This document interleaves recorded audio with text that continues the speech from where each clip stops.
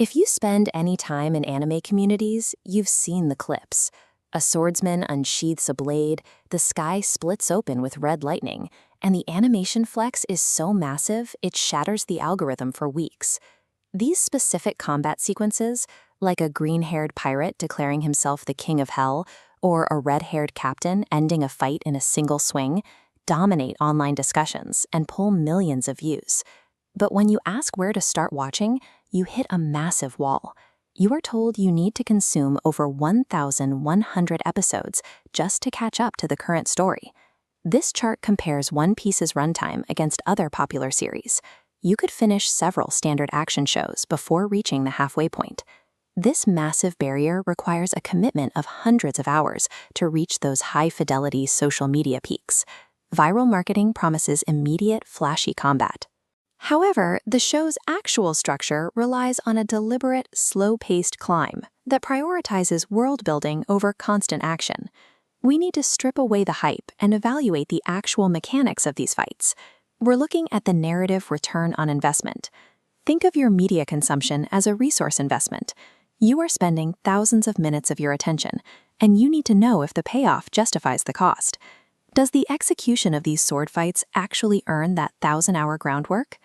Newcomers need to know if the delayed gratification at the end of that massive queue is worth the hundreds of hours of required context.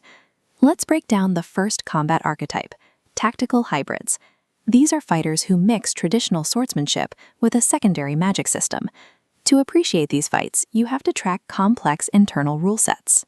You are watching a character create a spherical room to teleport objects, or a blind admiral using his blade to pull meteors from the sky. This leads to highly creative, rule-bending combat. Success relies on intelligence and the clever application of abilities, rather than just brute strength or speed. The inherent trade-off is that these fights lack grounded martial skill. If you want intricate footwork and long choreographic parries, these hybrid systems will likely feel like a distraction. This matrix graphs different styles. Down here, on the axis of visual complexity, we find the second archetype, the one-shot power scaler. These characters establish the universe's hierarchy. They are walking benchmarks showing the wide gap between a regular pirate and a master. These moments deliver maximum narrative shock. They definitively answer power scaling debates by ending a conflict in a single, overwhelming frame. The visual reality of these encounters is a single blast that obliterates a fortress in an instant. There is no room for a prolonged fight. You are trading tense choreography for a hyper-fast visual flex. The thrill comes from the sheer scale of the power on display, not the technical back and forth. For both the hybrids and the power scalers, the engagement comes from broken rules and narrative scale. The series uses these moments to emphasize how different the world is at the highest levels.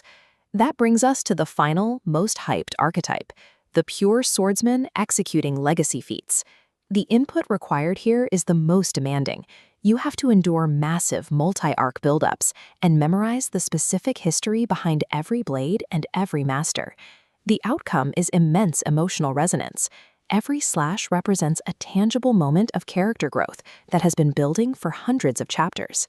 This line graph plots the gap between a villain's introduction and their defeat. We measure years of real-world time between a character declaring a goal and landing the final strike. That massive gap turns the story into a pressure cooker, building audience anticipation steadily. This leads to a steep trade-off. Without this context, the viral clips look like standard anime finishers. The weight of the moment is invisible to a casual viewer. The series transforms a simple sword swing into a cinematic masterpiece by leaning on that delayed gratification. The impact isn't in the animation alone, but in the years of history leading up to the strike. While other series focus on high-speed choreography, these fights center on the unyielding spirit of a battered warrior who refuses to drop their guard. In these encounters, the history of the character provides the momentum for the blade. The strike hits hard because the audience knows exactly what it costs to land it. This combat prioritizes long-term narrative legacy over frame-by-frame technical complexity. It's about the conclusion of a legend, not just the motion of a duel. The narrative weight of these blades is what ultimately cuts through the story. Every major clash serves as a resolution to years of plot. To help you decide if the investment is worth it, look at this flowchart. Depending on what you value most in action media, the ROI changes significantly. The instant visual gratification path represents the time-poor fan who needs continuous, high-fidelity choreography.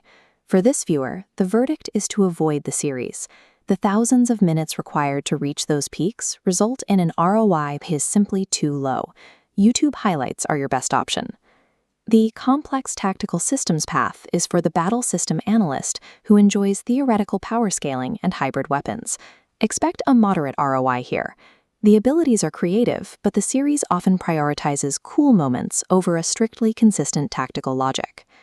Finally, the long-term world-building path is for the narrative optimizer who treats storytelling as an investment. For you, the ROI is unmatched. These combat moments act as massive dividends paid out on years of careful character development. Internet-breaking hype is earned over time. The impact of these famous clashes comes from hundreds of hours of struggle shared with the characters. Ultimately, the 1,000-episode journey provides the context required for a single sword strike to feel like a monumental event.